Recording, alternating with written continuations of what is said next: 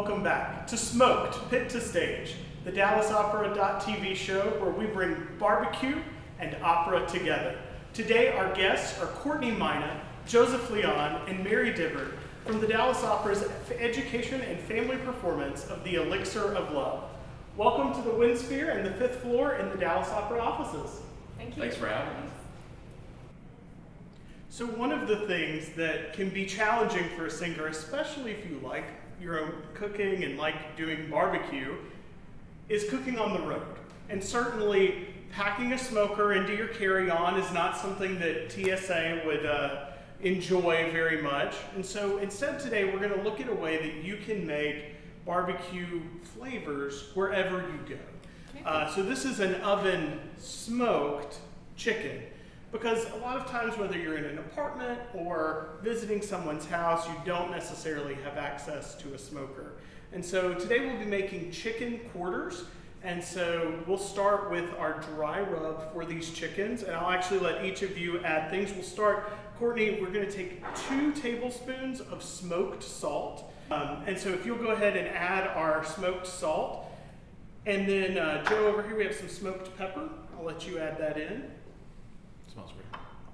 And then we'll go back to Joe for some smoked paprika. Love that stuff. Mm-hmm. Ultimately, you want to get that smokiness in the meat without smoking up your whole kitchen. Courtney has the last ingredient for our dry rub.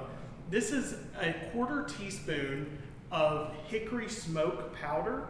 I don't like the taste of liquid smoke. This actually gives you that hickory smoke flavor without the kind of aftertaste that comes with a liquid smoke. And so if you'll add that in, this is optional. You can still get a good result without it, but it makes a difference. And we'll give this a mix. Courtney, I'm going to hand this off to you, and you can start rubbing your chicken with that. So if you'll use about half, that'll be the right amount. And Joe, while she's rubbing that, I thought I would start by asking you, when it comes to this sergeant, Belcore, that you play in The Elixir of Love, what's the special thing about this character? What makes him unique? But he's so larger than life in everything he does that it's so fun to play on stage, because when he walks into the room, you know that he is there, you know exactly what he wants, and he's, I think, one of the bigger characters where we've got some intimate emotions with some of the other characters. He walks in and he is happy, sad, mad, whatever it is, you know it right away. And it's so much fun to play on the stage. So talking about all those big emotions in this big character, what's kind of the secret ingredient, the special sauce, if you will, to making Belcore come to life on stage? Well, it's 2. One is to have we have great direction, and so to have those great ideas to play out, and 2 is the teamwork. Because being big only works if in other scenes you have characters that are playing things really intimately. It's that contrast. And so we've been fortunate to have a great cast this year that has a great sense of teamwork and plays off each other so that those highs can be super high and those really beautiful, sweet moments can be beautiful and sweet. Joe, I'll pass this over to you.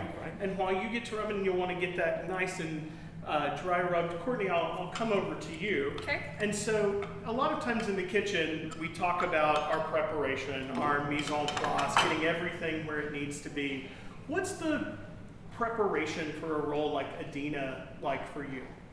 I think, well, first I kind of think about what the story is. I read what the story is about, who the character is in relation to the other characters in the show. And then once I know that, and our production is in English, so it's really easy to relate to it because it's in my language. So then I go and I learn the music part of it with the words and the rhythm and the notes, and then finally the staging happens. Fantastic. Now, I know that our Elixir of Love is meant for younger and family audiences. So if I've seen the Elixir of Love before and there are certain things I'm expecting or not expecting, what's different and unique about this version of the Elixir of Love that I should come see it even if I've seen this opera before?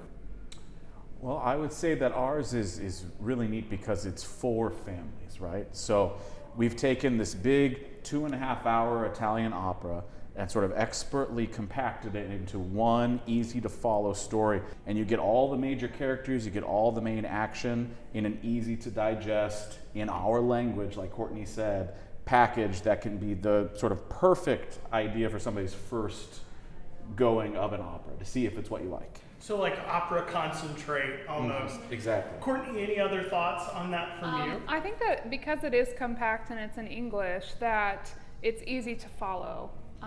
Even though some of the action happens really quickly and we take so much of the big opera out of it, you do get those meaty sections where it does tell a full story even though you're not getting the entire opera. Fantastic.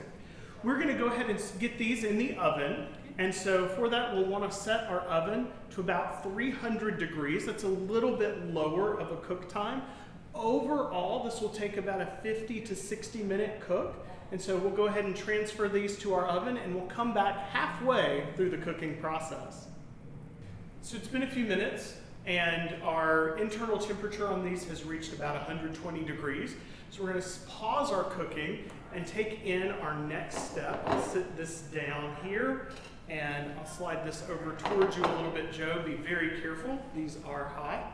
And then what I'll let each of you do is you'll take the oil and you'll be able to brush it on. This is going to help crisp up that skin and give it that nice flavor. I'll also pass the tongs over so you can flip it, get it on both sides, get it nice and oiled. That way it doesn't dry out in the cooking process either. So Courtney, as you are singing Adina and all the things that go along with it, where can we find you besides just seeing you on stage? So I recently became a realtor. So I will be selling some houses, and I also have a home decor business. The name is Harmonic Designs by Courtney, and I make wreaths and things for porch and just any kind of home decor. So that's my non-singer thing to do.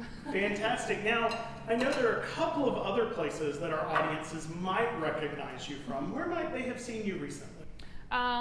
Here at the Windspear, actually. I just sang The Page in Rigoletto this season, and the season before that, I made my debut as Berta in The Barber of Seville. Fantastic. So the Windspear is home. Well, we are glad to have you here with us, and I see Joe is passing off the Good oil. timing. Perfect timing.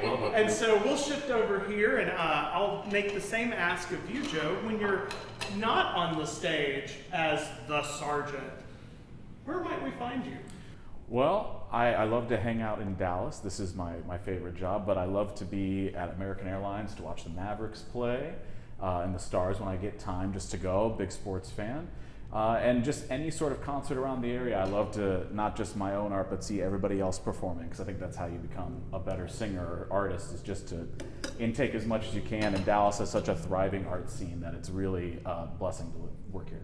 Fantastic. Anything special coming up that you're working on or excited about? Well, we've got a couple new roles that I'm working on for 2023. Garibaldo and Rigoletto, working on some Donner and Das Rheingold, and my first look at Cozy fan tutte. So I'm really excited. It's going to be a good year. Fantastic. Well, we'll be excited to see what is to come for both of you. We'll go ahead and get these back in the oven. We'll cook them until the internal temperature reaches 165 degrees in the thickest part of the meat, and then we'll be ready to serve. Awesome. It's time for Sauce Off, a unique competition where our two guests match their skills in the kitchen with no foreknowledge that they will be making their very own barbecue sauce.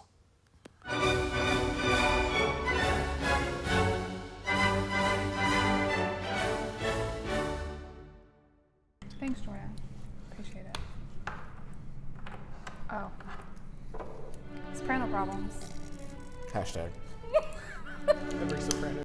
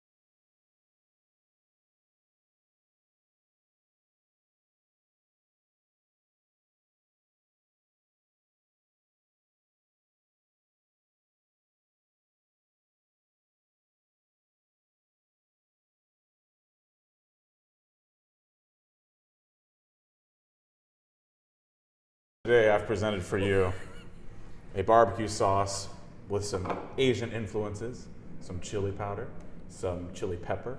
It's gonna be a little bit spicy. We've got some soy sauce, some molasses. It's just gonna be a nice little glaze. Okay. Mine's a tomato base. I use tomato sauce, molasses, some brown sugar, lots of spices, red pepper, paprika, mustard, and salt and regular pepper. Okay. May the best win. Indeed. Okay. Cool. The chicken smells good. The chicken does smell good. So, Mary, we have the task of judging these two barbecue sauces. All And so let's start with Courtney's. Okay. We know that one we were told is more like a spicy ketchup. So let's see. How do we do this? I think the best way would be to Just maybe dip it. do a little dipping. Okay. All right. It's very tomatoey. Oh, I like this. You get that little bit of sweetness. It's a lot of tomato. It is. I'm I gonna think there try could have it been more spice in it. just on its own. Yeah.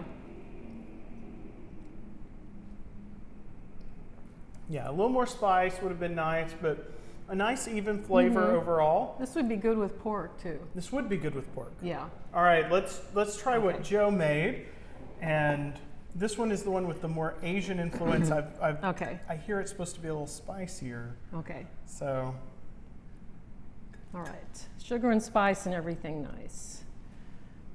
Okay. Here comes Joe's.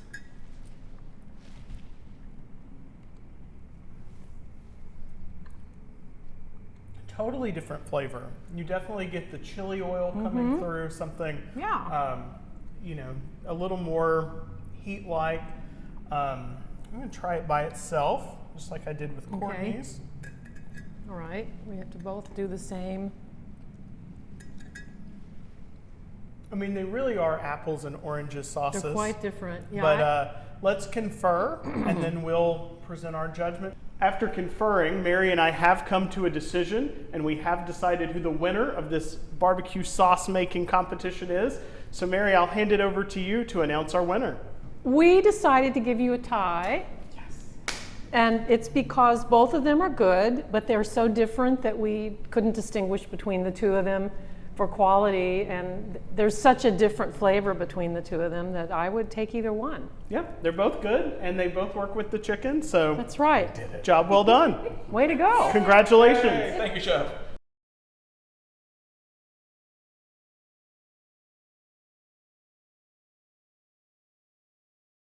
So while our chicken is in the oven doing its thing, it's time to make the sauce. Now, I know a lot of people are used to barbecue sauces that are red in color, like the ones we've already seen today. But this is actually a white sauce. It's from my native North Alabama. And so this is a style of barbecue that's like home for me. And so we'll go ahead and make this one together. And the first thing we'll start off with, and the thing that gives it its signature color, is the mayonnaise. And so we have a cup of mayonnaise, and Mary, if you'll add that to our container. Okay. All of it? All of it, that's the whole cup. Wow. Okay. The next thing is a 1/4 cup of apple cider vinegar. So we'll add that in. That gives it that nice barbecue-y, vinegary taste. Okay. And then we'll get the next thing that gives it kind of the kick is prepared horseradish. And so this is Okay. 2 heaping teaspoons of horseradish. All right. So I need the spoon. And then next we'll do a 1/2 ounce, this is about an ounce, so about half of this, of lemon juice. Okay. Right. Yeah. And now before we add our dry ingredients, Mary, we know you're the director of music for the education program. And so I know that is working with a lot of young singers. We've worked together many Yes. times. Yes, we and have. so what's that process like for you? What's the most important part of working with young singers, and how do you help singers prepare for all the great work they do on stage? It varies. It depends on the singer's prior experience. They may never have worked with the vocal coach, which is what I am. A lot of them come in and say, you know, they're sort of intimidated. They don't know what it is.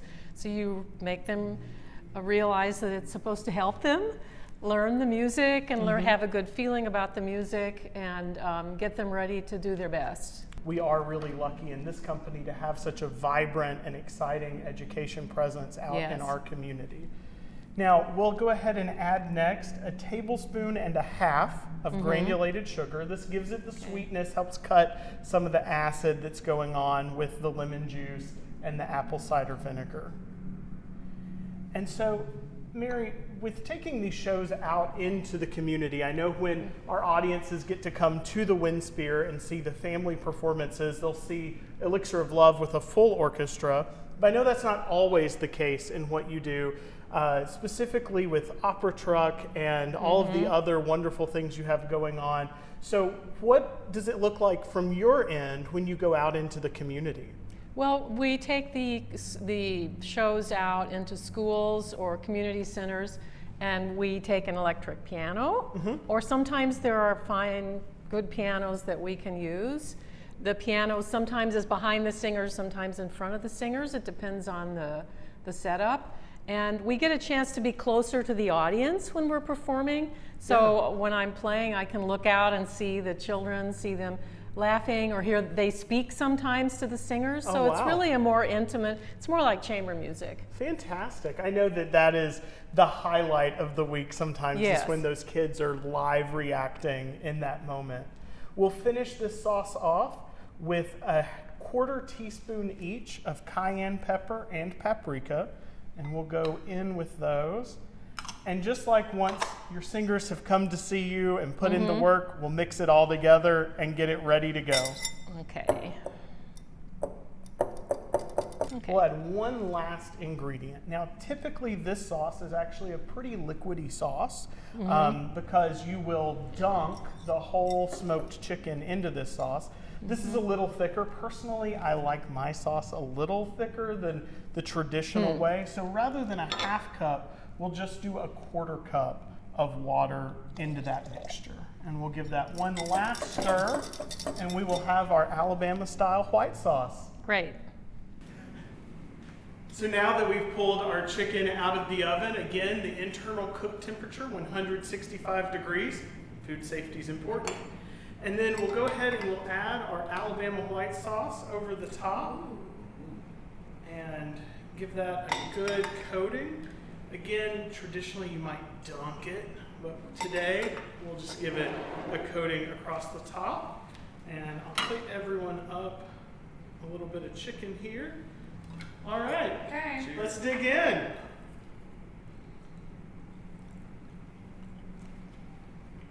It's so good. I think we did good, team. We did good. It's so good. All right.